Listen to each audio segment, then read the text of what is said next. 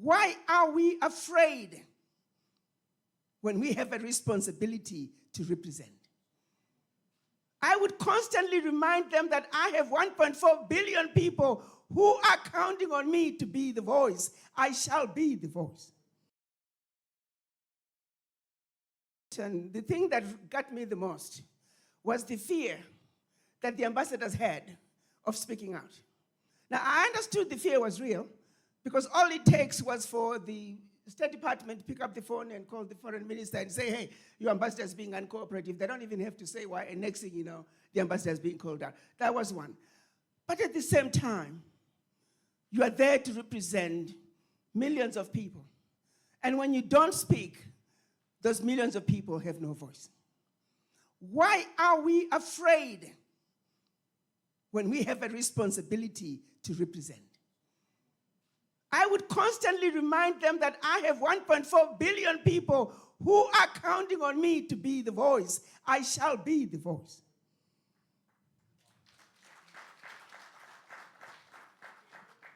Why do we lack that confidence? Let me tell you, when I started speaking, in less than a few months, all the members of Congress knew me. They also knew one thing, that if you're going to attend a meeting and the AU ambassador is going to be there, you better be on your P's and Q's. Because I will call you out with facts. I will call you out with knowledge. But along the way, what I also discovered was that a lot of them were quite ignorant. Don't be afraid of them. They don't know. You know more than they do. I can tell you that for a fact. So why are you afraid of them? So if I can leave anything with you guys is fear of those who don't look like you. Unfounded fear. Get rid of it. Don't be a gonzo. Don't be a gudo. You are an inheritor and a representative of an amazing country. The children of Munumutapa, you rule. You rule. Go into that negotiating room with that attitude of saying, I'm going to kick your rear end, period, end of story.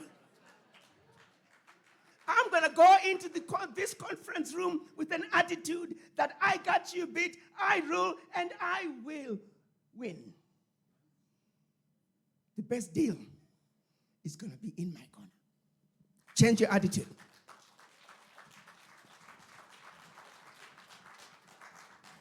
Thank you so much. Another round of applause, please. Wow. Yeah, can I take that one and then you respond once? All right, there's a hand that side. Mike, that side. I think we'll end with that one and then we move on. Thank you, Ambassador.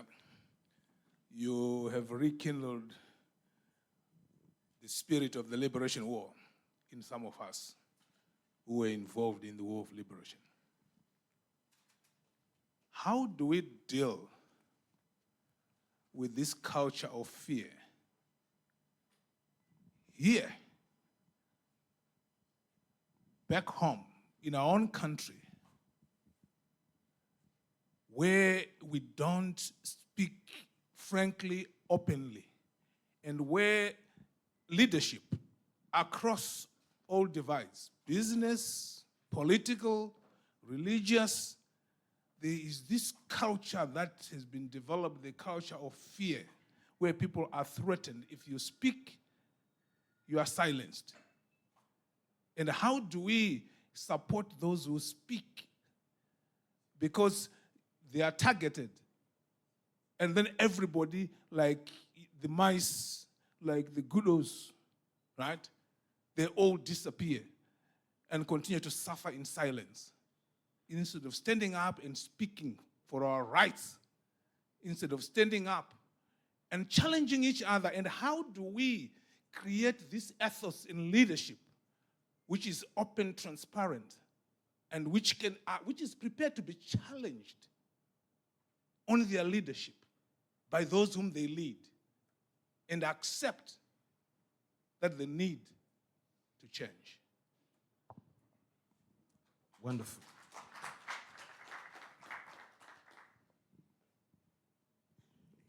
Thank you for the question. It's a very interesting one. Zimbabwe and most African countries, the leadership find themselves in a very interesting and very difficult position. Let's face it, I spoke about the USAID. The majority of the people that you hear speaking out, they are being funded by outsiders. Now the onus then becomes, how does the government differentiate between those who are speaking because they truly care about this country and those who are speaking because they are being funded by outside governments? We must deal with those first. That is a serious problem that we have. You have many, maybe some of you in here, who think they can't do anything without white people. What are we going to do with you? That is our problem. Deciphering who is speaking because they care about this country and who is speaking because they are being paid and they're furthering somebody else's agenda. It is a serious problem in this country.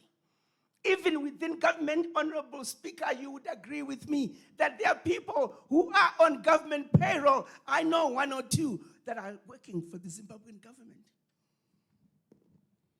Let's call a spade a spade. Makudai. No makuda ndiri kutaura, Honorable Minister, kuti makuda iwayo ngaabude. So differentiating between the speaker who truly wants what's right for Zimbabwe and the speaker who is on the payroll of foreign nations. Help me understand that. How do you think we should deal with that? It goes back to the mind. What have we done to have our children end up so ignorant? Ignorant about our history. Ignorant about how we got to be where we are today. I'm so glad and thank you for your service. We, as elders, we should own the ignorance of our young people. We did not teach you our history. We did not teach you how we got to be where we are. I have friends who have children who don't speak English, and the parents are quite okay with that. They are happy, who don't speak Shona. And the parents are quite happy that their child cannot speak Shona. They speak good English. What is good English? This stupidity is unbelievable. I was talking to a mother who said, Ambassador,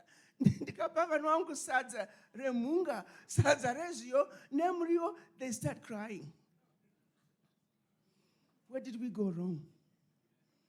You were trying to also start introducing Sazare Munga, Nerezio, Nemfushwa at age 10. You should have started with them the minute they were able to eat. Start with Munga, Nemfushwa, Nazose.